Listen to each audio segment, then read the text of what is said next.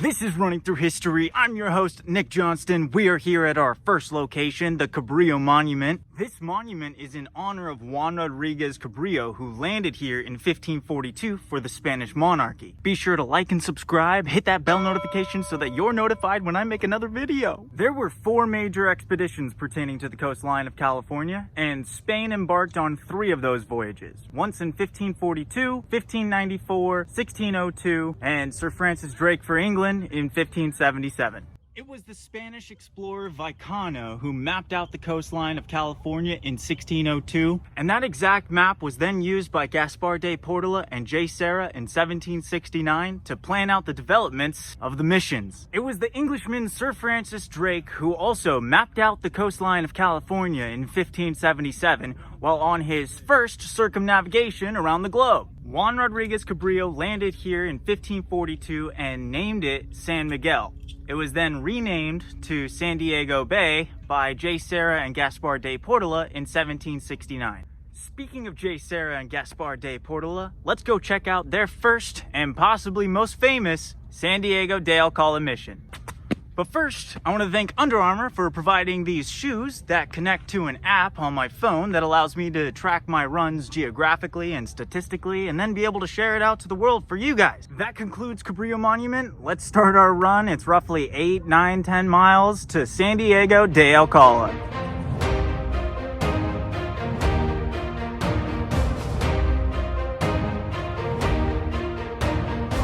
So we just hit a treacherous part of the journey, and this reminds me that in 1769 there wasn't any paved roads or sidewalks, so it was basically this. It's about a day and a half's worth of a journey to get from one mission to the next, all the way up the coastline. They wanted people to be able to migrate easily, and so they used these spots as safe havens. And I can see why it's a safe haven, because this is hard.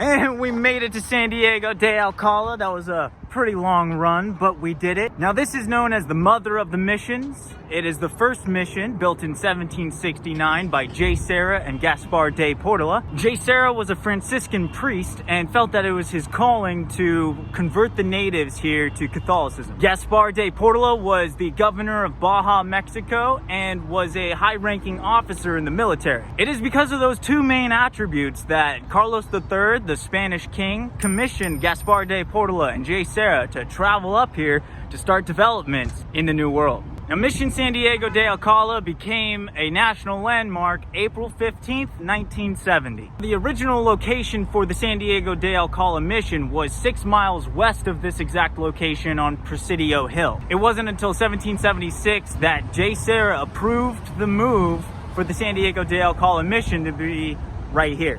Now, why did Carlos III, the King of Spain, decide to colonize California in 1769?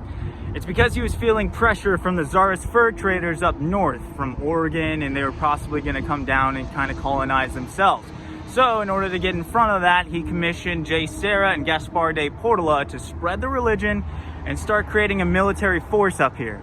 Maybe it was called the San Diego de Alcala mission for a reason. The mission was to convert the natives and start teaching them the Spanish ways of agriculture. Up until the Spanish arrival, it was mostly scavenging and hunting, primitively. Now, one of the things that brought the Spanish missions to an end was the degree of secularization in 1834. This basically meant that the Spanish monarchy ended up selling the land to private owners and companies. Now, why did J. Serra pick this location for the San Diego de Alcala mission? It's because it was close to resources. We had a lot of sunlight, we got a lot of water, and there was a ton of flourishing plants already here. So, it seemed like a great place to, camp out for like 60 years. Let's go on in, take a tour, have some fun, and then we'll head off to our last location, San Luis Rey, which was the 18th mission built along the coastline of California. Let's go. Hey, Remember to like, comment, and subscribe, and hit that bell notification so that you're notified whenever I make another video. Now, one of the main issues that Gaspar de Portola and J. Serra ended up having to deal with once they got here was scurvy. They were basically only eating meat on the ship, and it was dried meat, salted meat, for about 3 months, which is far too long for your body to be able to live, really. And it was because they were missing a lot of the vitamins and minerals that you get from plants and fruits and vegetables. Vitamin A, vitamin C, vitamin K. They were missing a lot of these in their diet for about 3 months. So a lot of the crew members ended up passing away along the trip, as well as once they got here. Luckily though, they did meet up with the Native Americans, and the Native Americans ended up teaching them all of the native plants that already lived here that was the combatants to that disease. That's nice of them. Look, I look like Jay Serra. He was 5'6", and along that trip, that 3-month journey, which he took on land, he ended up possibly getting a staph infection that almost wiped him out completely. He almost had to turn back, but he felt that it was his calling to teach the Native Americans about Catholicism and Jesus Christ, so he pushed through. He ended up living and pulling off everything that he did.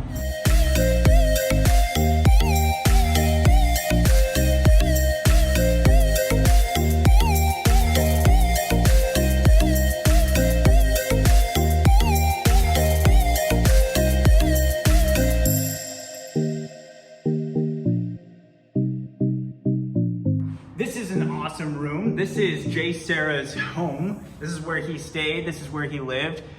That's his desk right there, where he was able to have correspondence with Carlos III, the King of Spain. This is the garden that Jay Serra and Gaspar de Portola built here in San Diego de Alcala. It's a beautiful garden. Plenty of the natural plants here that were already in San Diego grow here. Here is a statue honoring Jay Serra himself. To be honest, it might be to size, to actual size, because Jay Serra was known to be 5'6", 5'7", and that's a pretty short statue. And you get an awesome view at the bells.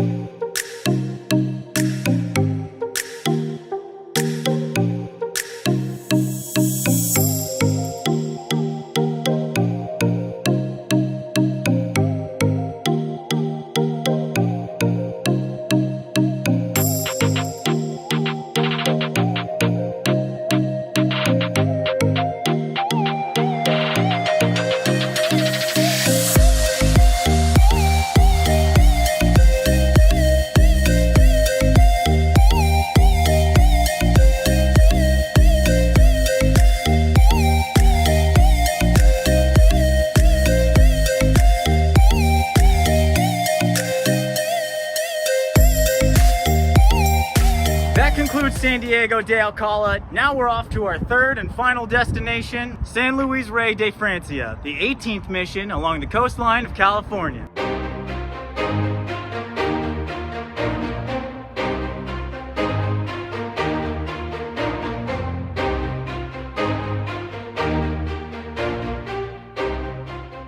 So I just ran across the 405 and the 5, which is basically what the El Camino Real Highway is, and that is the route that Gaspar de Portola took all the way up north.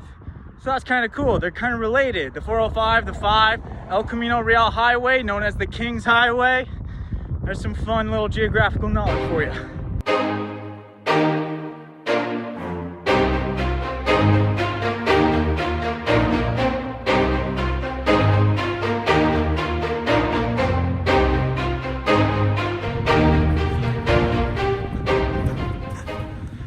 Oh, we made it. Whew. I got a lot of pricklies on me now. This was the 18th mission built in 1798 and is known as the King of Missions due to its size, population, and crop production. Ouch. San Luis de Francia was named after King Louis IX, the King of France. You can see here that the building is reflecting both the Baroque and classical architecture. Another reason why it was called the King of Missions is because it had 3 times the average population of all the missions across the coastline of California.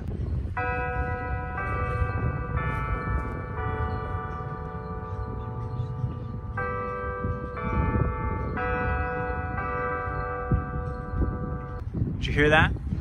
At its height in 1830, it had over 56,000 livestock. That's a lot. And had an overall radius of 15 miles. Let's go on in, take a tour, and learn more.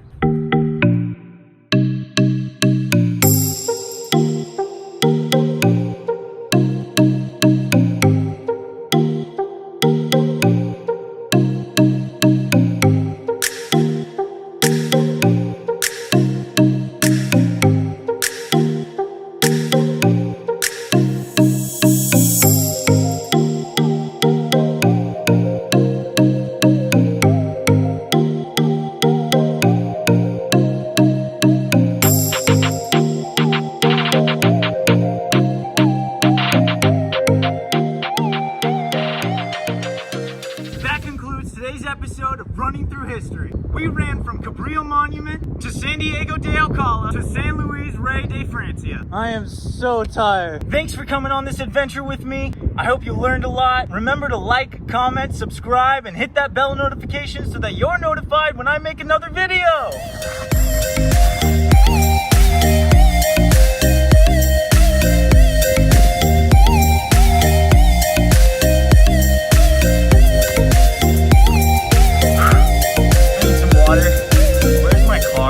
And if you haven't gotten your Under Armour shoes and your Under Armour app yet, go get it.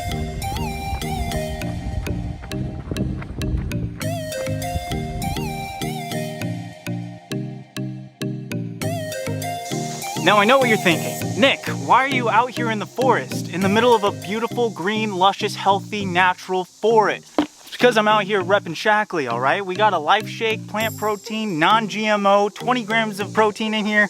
It's fantastic, okay? All natural.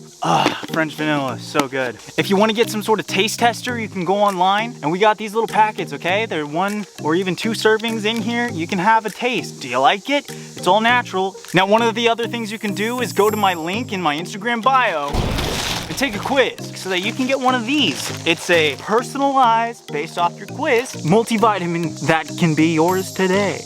What do I have? I have Omega Guard, I have Vitamin, I have Carotamax, and I have Optiflora, okay? Great digestion.